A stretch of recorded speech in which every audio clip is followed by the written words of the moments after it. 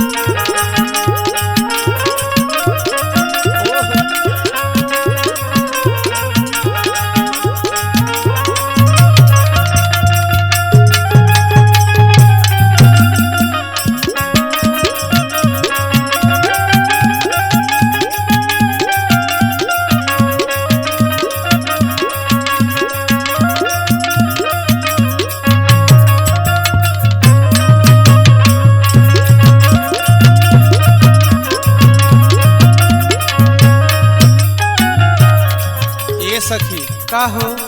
अरे तोहार पिया जिना इन्हें तो मनई मजदूर लगवाला हो, काहे कितना मन छोट करत हो? अरे सखी, जौन जमाना चलत बा ये महा मनई नहीं ना मिलते। अच्छा और बतावा। सुना।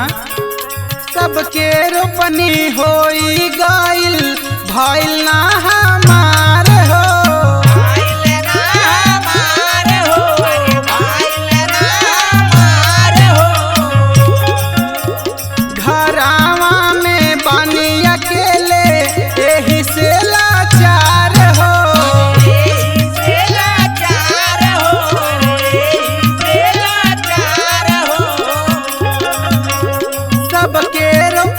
होई गइल भइल ना हमार हो, घरावा में बानी अकेले एही से लाचार हो।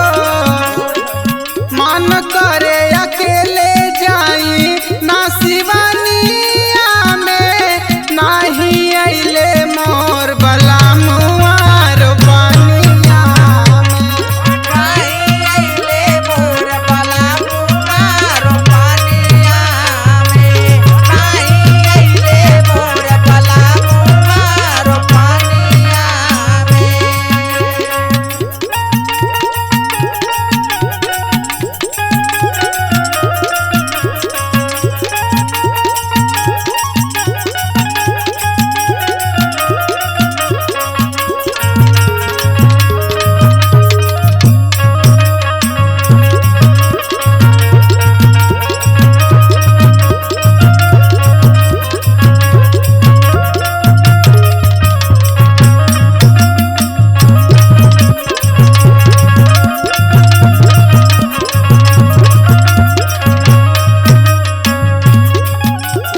रोज रोज जब आवे टेरनिया रहिया उनकर जोहिला,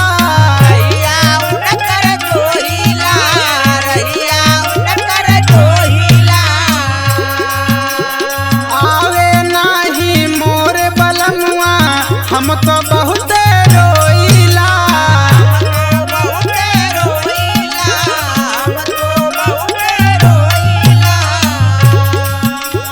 रोज रोज जब आवे टेरनिया रहिया उनकर जोहिला, आवे नाही मोर बलमुआ हम ता बहुत